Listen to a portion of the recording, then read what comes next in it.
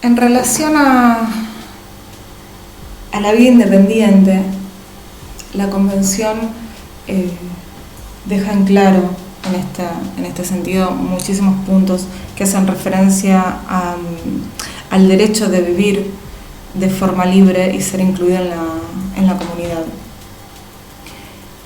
Acá en esta diapositiva vemos lo que hace referencia a mi plan. Le faltan, ¿no?, algunas imágenes, pero básicamente tiene que ver con dar la posibilidad y acompañar a las personas con discapacidad para que puedan decidir plenamente sobre su vida, sobre su futuro,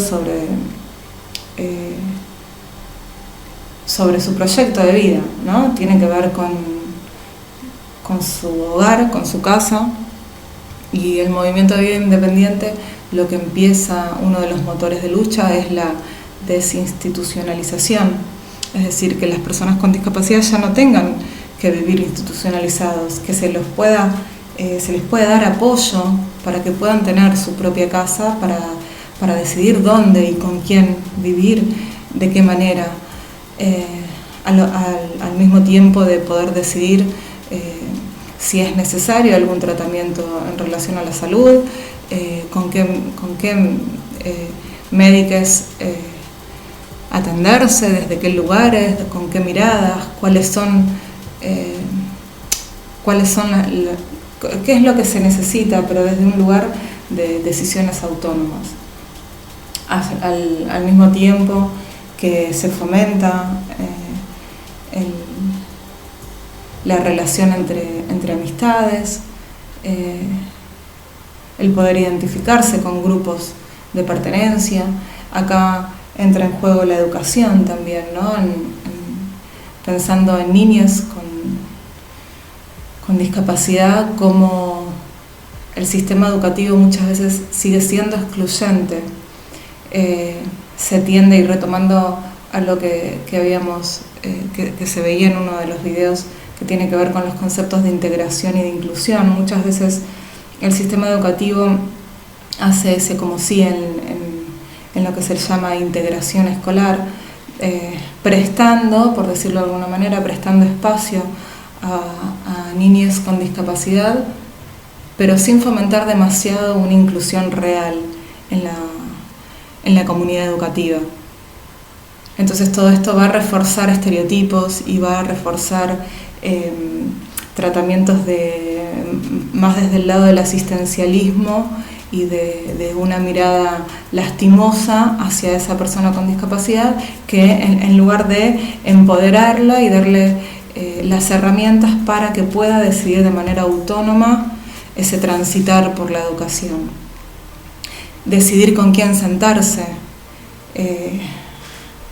En educación contamos cuando las familias y las personas con discapacidad deciden tener un proyecto pedagógico de inclusión, es decir, que la escuela, la modalidad de educación especial, participe en la trayectoria escolar de ese niño, aparece la figura de la docente de inclusión. Esa docente de inclusión es la que va a ir acompañando el año escolar. Y muchas veces los niños con discapacidad no pueden decidir con quién sentarse, porque siempre tienen al lado a la docente de inclusión. Y en el caso en algunas situaciones se decide que a su vez tengan un acompañante externo, es decir, una persona que esté todo el tiempo que está en la escuela, todo el tiempo hay una persona acompañando a ese niño para acompañarlo en el baño, para acompañarlo en momentos de alimentación, o para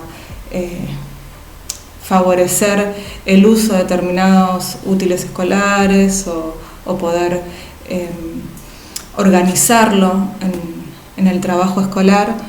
A veces aparece esta figura de lo que se llama acompañante externo. Entonces, constantemente ese niño está como condicionado a estar siempre con esa persona. Y desde las escuelas no se fomenta esa participación autónoma, siempre pasa todo por la voz, en vez de, en este caso, en vez de la voz del médico, sería la voz de o una docente de inclusión o una acompañante externa.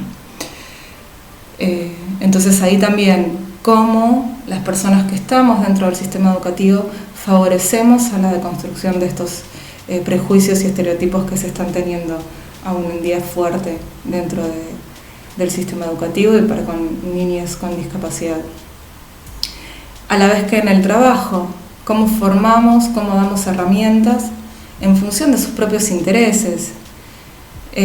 Y acá rompemos con algo que todavía está muy fuerte, que viene del modelo médico rehabilitador, que son los talleres protegidos, los lugares donde las personas con discapacidad, las personas adultas con discapacidad, su destino es realizar tareas dentro de lo que se conoce taller protegido, que pueden ser, en el lugar donde vivo hacen bolsas, en otros lugares hacen cajas, van generando algunos recursos que son necesarios para ese contexto en donde se está viviendo, pero no pasa de ser algo sumamente estructurado, que no motiva a una competencia, que no motiva a formación, que ni siquiera pasa por el interés propio de cada persona.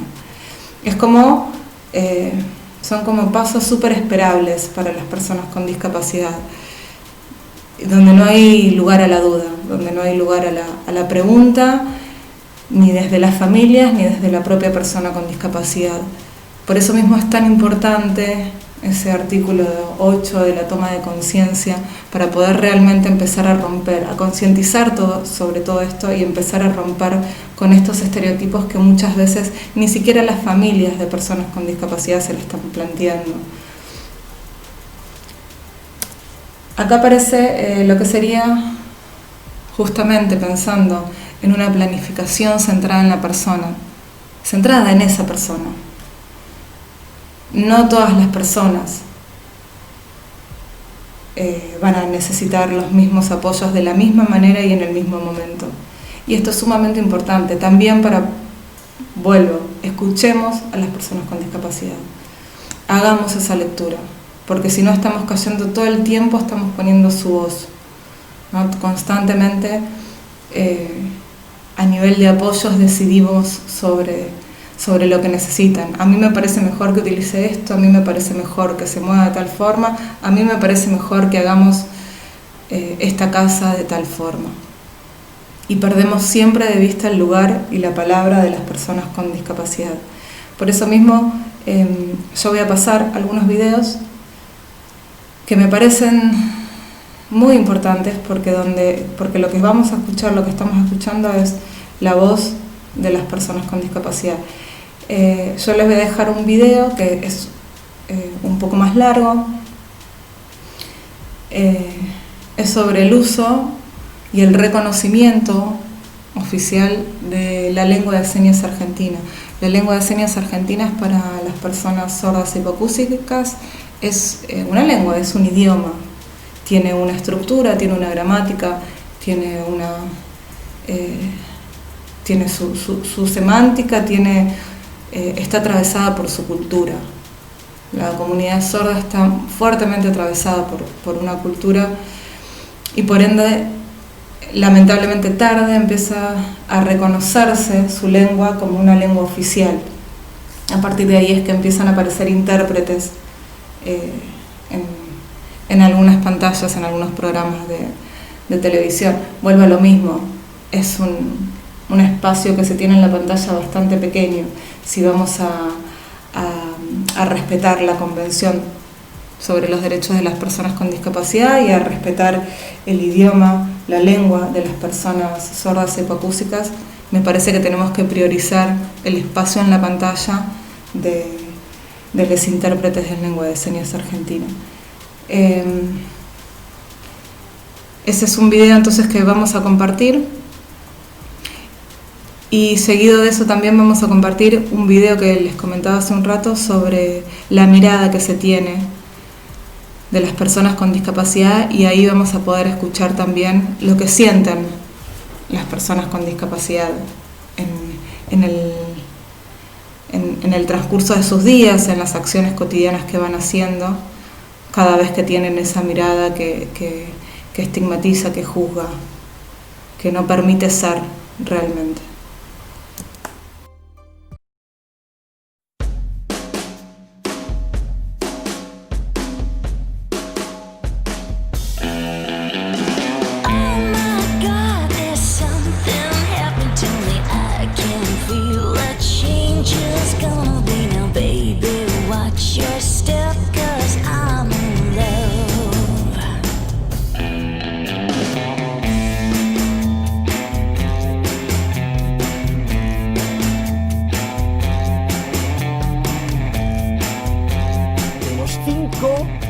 Te devuelvo 50 y 20.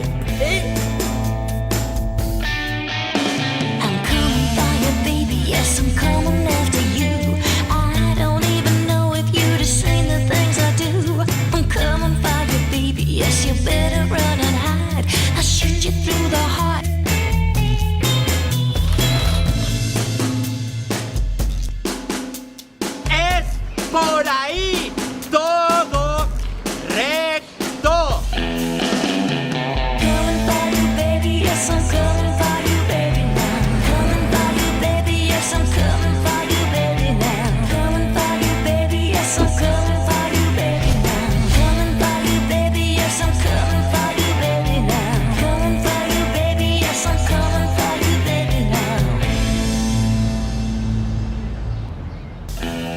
¿No te parece ridículo lo que acabamos de ver? A mí también. Te agradezco mucho tu ayuda, pero si la necesito, te lo haré saber. No hace falta que me sigue. Sé que soy sordo, pero puede leerte los labios.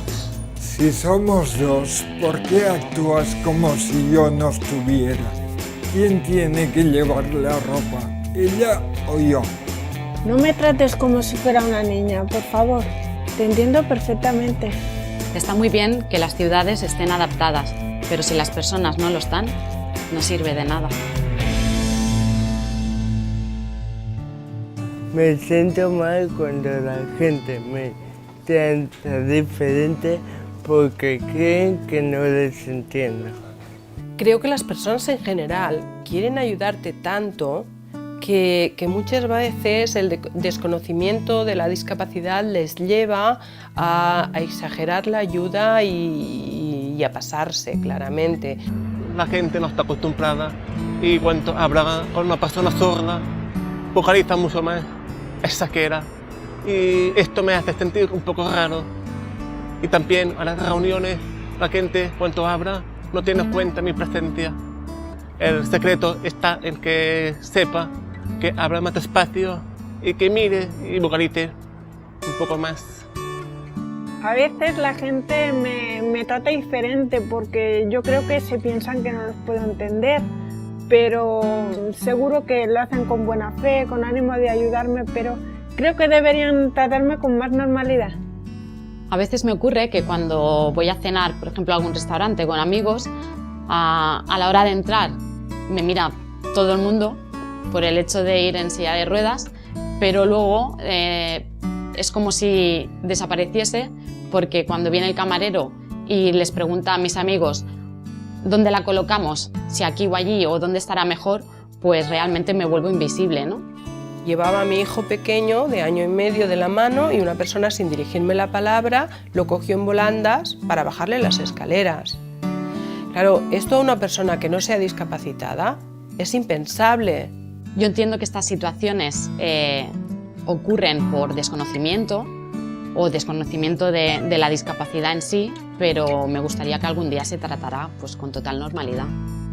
Sería mejor preguntar antes de excedernos en esta ayuda, porque la ayuda siempre es de agradecer y no se puede ser desagradecido.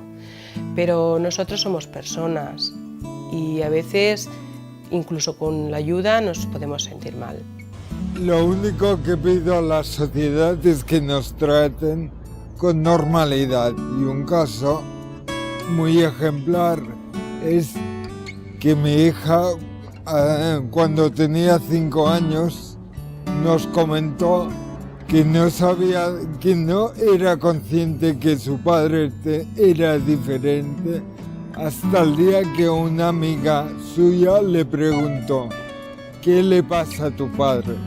A partir de aquel momento ella notó que su padre era diferente a los demás padres.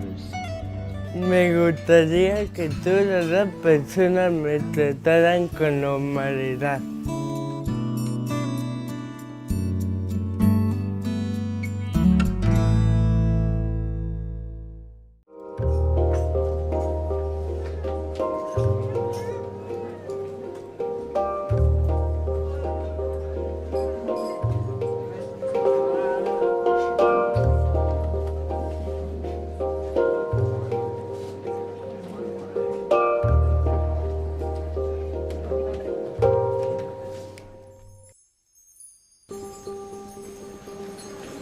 En realidad, lo primero que debo decirles es que la vida de la comunidad sorda ha sido una vida de mucho sufrimiento interno durante muchísimos años.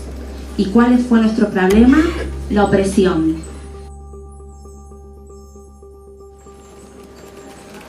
En realidad, esta opresión, yo quiero ser franco, porque aquí están todos los representantes de asociaciones de sordos. Nosotros durante 130 años hasta el día de hoy nos hemos sentido oprimidos. En 1880, en el Congreso Mundial de Educación, ahí se decidió, se prohibió el uso de la lengua de señas argentina. ¿Qué quiere decir? No estoy hablando que se negó, se prohibió, se suprimió, se rechazó. Y las personas sordas, y de ahí hasta el día de hoy, durante 130 años, la lengua de señas, no estoy hablando de lengua de señas argentinas, la lengua de señas en todo el mundo siguió escondida. Realmente quiero ser sincero y decirles que el conocimiento que nosotros las personas sordas desconocemos a la política de nuestra Argentina. No desconocemos, todavía hasta el día de hoy nosotros tenemos un gran desconocimiento de nuestra política. ¿Y saben por qué? ¿Por qué no sabemos? Porque es fundamental la comunicación. Piensen, por ejemplo, en que un niño o niña sorda ve los dibujitos animados, puede reconstruir la narrativa, pero no puede comprender la exposición, la argumentación, la interacción si no está mínimamente alfabetizado.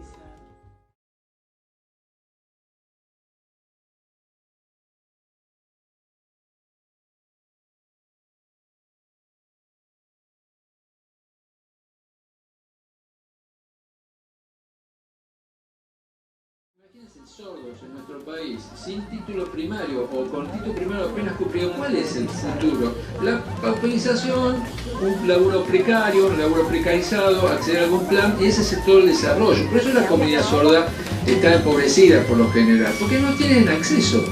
El acceso al trabajo está muy vinculado a la posibilidad de la comunicación. El reconocimiento de la lengua, la creación del instituto va a permitir la comunicación, y la comunicación va a permitir una articulación mucho más amplia. Yo quiero para mi hija una escuela secundaria con intérprete de lengua de señas, y no se reconoce al intérprete, y eso me sorprendió a mí que no haya ese reconocimiento. Es muy distinto en la Ciudad de Buenos Aires que en provincia, y yo vivo en provincia. Las personas oyentes pueden acceder a estudiar cualquier carrera universitaria. Nosotros tenemos, por ejemplo, solo tres ámbitos restringidos. Nosotros queremos tener la posibilidad de estudiar en cualquier lugar y en cualquier universidad. Ahora vemos que en la televisión, en los medios hay subtítulos, recuadros con intérprete de lengua de señas. Vemos que hay muchos intérpretes de lengua de señas, pero la información está llegando de manera eficaz a todas las personas sordas. No, todavía falta mucho más. Si la información no está llegando bien, ¿qué es de nosotros? ¿Qué es de las personas sordas? Nos sentimos en condición de inferioridad, porque siempre hay algo que nos falta para poder estar en igualdad. Yo me llamo Lautaro, tengo 13 años, mis padres son sordos, mis abuelos, toda mi familia es sorda. Y yo de chico vi hablar a mis padres y veo cómo luchan, cómo sufren por no poder comunicarse. Y yo no quiero que me pase lo mismo. Quiero que mi futuro sea más fácil, más cómodo. Por favor, aprueben este proyecto para todos nosotros.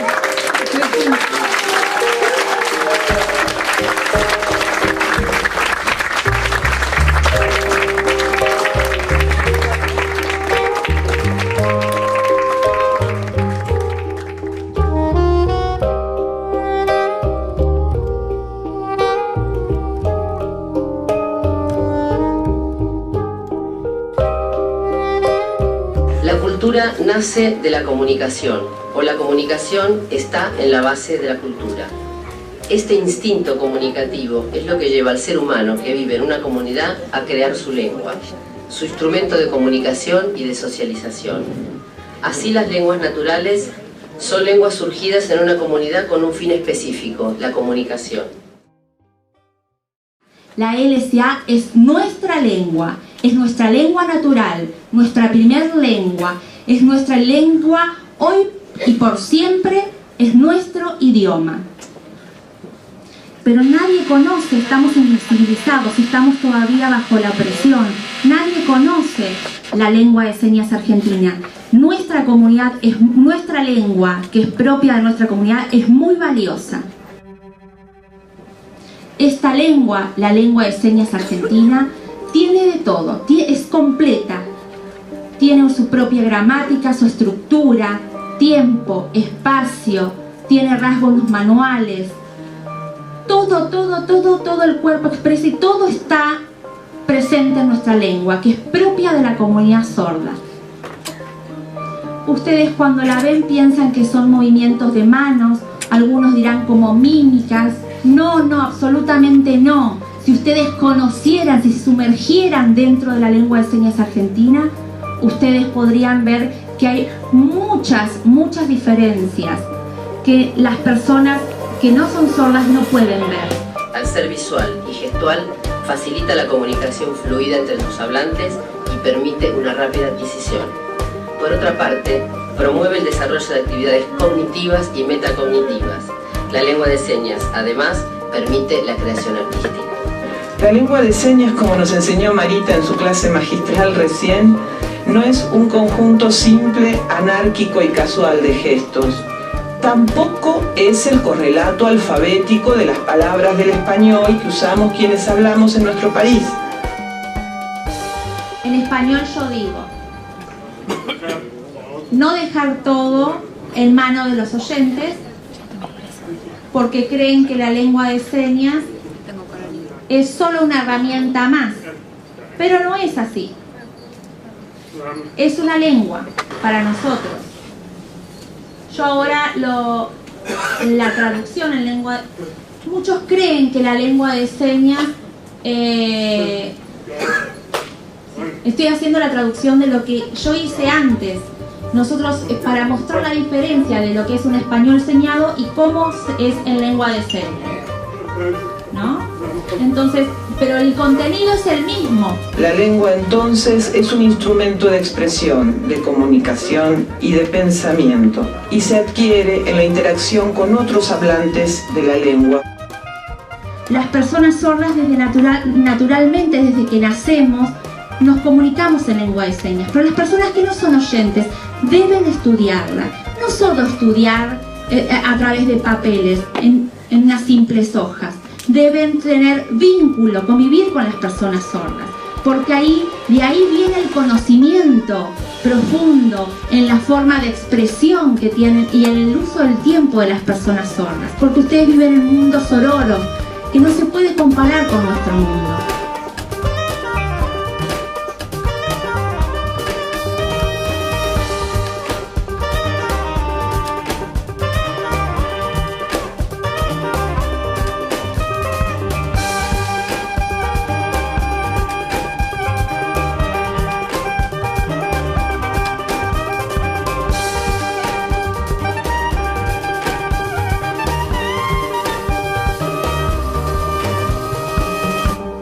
en realidad este proyecto, ¿de quién es? Es de la comunidad sorda. Fue fruto del acuerdo de todas las asociaciones de sordos y que han apoyado en primer lugar este proyecto de ley. Como toda lengua natural, y paso al segundo punto, hablada por diferentes grupos de hablantes, usado en diferentes situaciones que trascienden el ámbito privado, intersubjetivo y llega a ámbitos públicos e institucionales, necesita dotarse de procesos de estandarización. Y para eso, ¿qué es importante? La creación del Instituto Nacional de Lengua de Señas Argentina. Este Instituto Nacional de Lengua de Señas Argentina. ¿Y por qué creemos que es importante crear este instituto? Para promover, para difundir, para informar, para capacitar, para formar. Entonces yo me doy cuenta que es importante la creación de INALSA para que pueda haber mayor formación y que pueda haber intérpretes en todos los ámbitos. Porque yo ahora me encuentro como, ¿dónde voy? ¿A quién recurro? ¿A través de quién hago un juicio? Entonces me gustaría que todos, me parece que es muy importante la creación del INALSA para que también controle la calidad de los intérpretes, forme a los intérpretes. ¿Para qué? Para que las personas sordas estén en igualdad de condiciones y puedan acceder. Entonces que los intérpretes estén formados y las personas sordas van a estar cómodos estudiando y disfrutando plenamente. También el INALSA será muy importante y fundamental la investigación. ¿Investigar? ¿Por qué? ¿Qué es lo que se va a investigar? Se va a investigar y esos resultados de la investigación serán frutos que vamos a aportar conocimientos propios de la comunidad sorda. Si esta ley existe,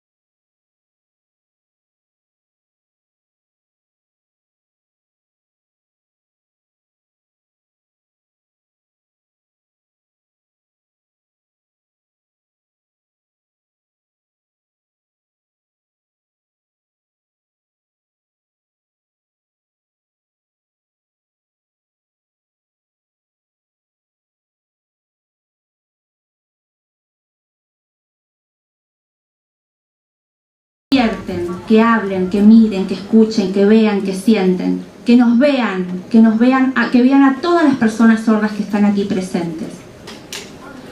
Hoy es un día muy, muy especial para todos nosotros. Estamos aquí en el anexo de Congreso, en una audiencia pública, dialogando con diputados. Para nosotros realmente es la primera vez, ¿no? Participando, personas sordas participando aquí. Le pido a todos ustedes que me están mirando, que todos los sordos que estamos acá, estamos pidiendo a todos los diputados que tomen conciencia que esto es en cumplimiento que debemos cumplir, debemos trabajar juntos, debemos aliarnos. No van a trabajar ustedes solos, porque les pido a ustedes que trabajemos juntos, que trabajemos junto a la comunidad, no por mí, por toda la comunidad sorda. Toda la comunidad sorda pide trabajar. Así que vamos.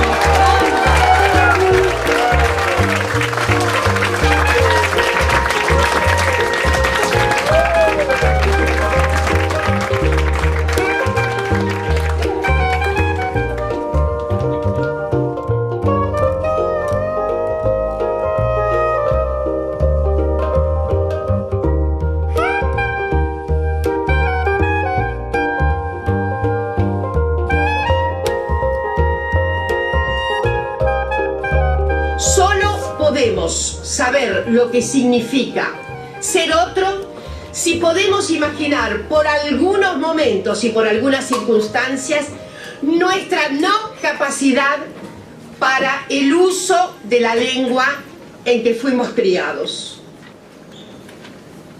Ahora le pido a todos ustedes que el día de hoy esta opresión se debe borrar. Basta de opresión, debe desaparecer la opresión. Nosotros necesitamos salir, crecer, estar presentes, porque todos tenemos derechos. En el momento cultural en que vivimos, donde se está consolidando una visión heterogénea de la sociedad, es necesario llevar esta visión un paso más. Y no solamente construir una sociedad inclusiva, sino una en la que cada uno de los grupos que conforman el todo social tenga la oportunidad de expresarse por sí mismo. La verdad es que no hay minoría para nada. Las constituciones de ciertos atributos que parecen minoritarios, sin embargo, forman parte de las posibilidades que todos los seres humanos tenemos. Si uno puede entender bien y manejar la lengua de señas y adquieren la lengua de señas, van a mejorar también en un desarrollo de una segunda lengua, en la lectura y la escritura del español. Si la opresión desaparece, el conjunto de la Argentina va a ser plural y fuerte, y todos podemos. Dejemos que la comunidad sorda hable por sí misma. Dejemos que nos guíen y nos enseñen. Démosle la voz para que puedan construir desde su posición una sociedad más justa e inclusiva. No hay nada que temer. La verdad es que cada lengua nos da una autorización mayor de nuestra subjetividad.